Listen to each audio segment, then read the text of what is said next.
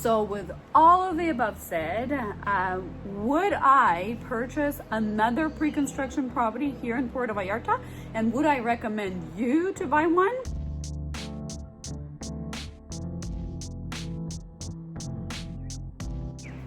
Hello friends, welcome to my channel. My name is Elena, and on this channel I share with you my boots on the ground research in the field of real estate and real estate pre-construction in beautiful Puerto Vallarta, Mexico.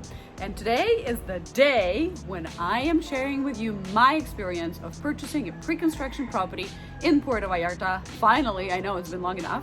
And giving you all the tips that I think would be super helpful if you are planning on purchasing pre-construction, things to expect and things that can go wrong from my experience. So if you are interested, make sure to watch until the very end.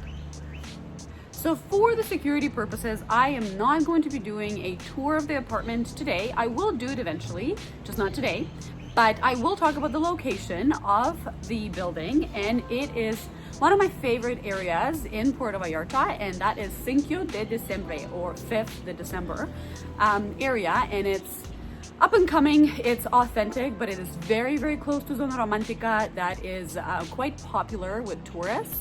So I thought the opportunity in Cinco de Diciembre was great because prices were significantly lower, and by significantly, well, depending on the area, we're talking between 10 to 30% lower than Zona Romantica. However, for your nightly rates, if you're planning on doing short-term rentals, you could get a very, very similar return to what Zona Romantica has to offer, because Cinco de Diciembre is very close to the beach, it's very close to Malecon, it's just all around a great location. The only difference is it's not as developed, there's not as many restaurants that are catered towards expats and tourists, but you're only 20 to 25 minute walk from those restaurants, or maybe a 5-minute drive in an Uber or a cab. So for all those reasons, I chose that area, and I still love the area. I still love the development, and that is one of the bigger tips I can share with you, is looking for properties that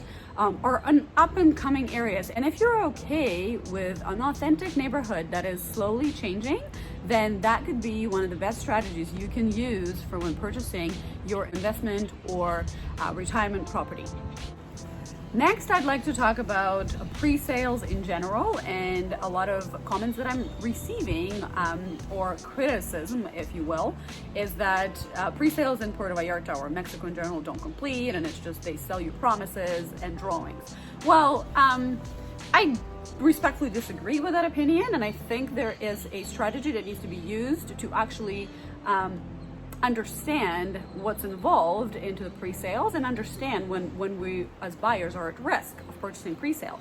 So my biggest question was, when will this pre-sale complete? So I did not want to wait too long, because I was planning on putting down a larger down payment, and I wanted my money to work for me. So I wanted to ensure that a pre-sale that I've purchased had broken the ground and was well on the way. So that was one of the things that I was looking for. So full transparency, when I went in to sign the contract for this particular pre-sale, it was well on its way to being completed, and I'd say 2/3 of the work has already been done, meaning that the foundation was laid, there were walls, it was happening.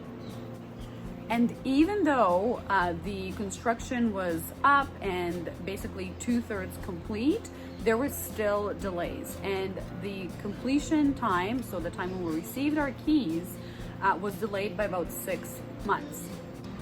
And that is something to be expecting when buying pre-construction, no matter where. In my opinion, Canada is just as guilty of this as Mexico.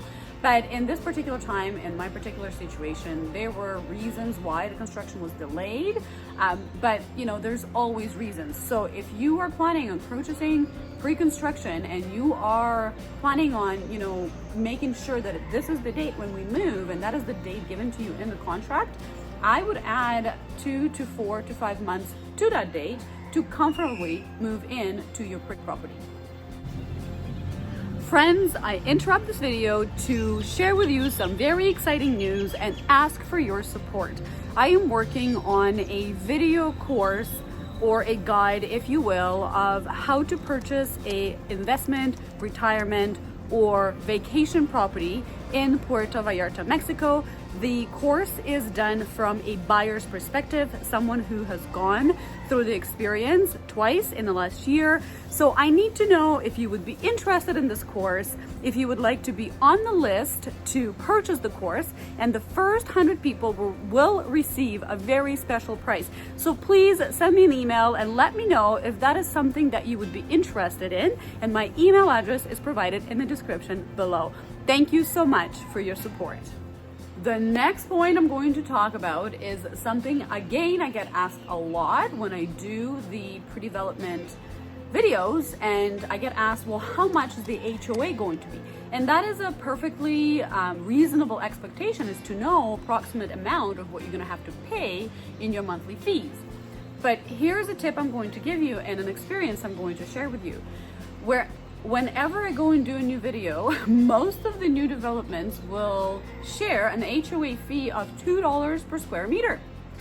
And when the development is complete, that figure is going to be very, very different, because in the last little while, there's been so much change with inflation, services cost more and what have you. So it's been an unusual development, but my experience with the pre-sale that I've purchased was this.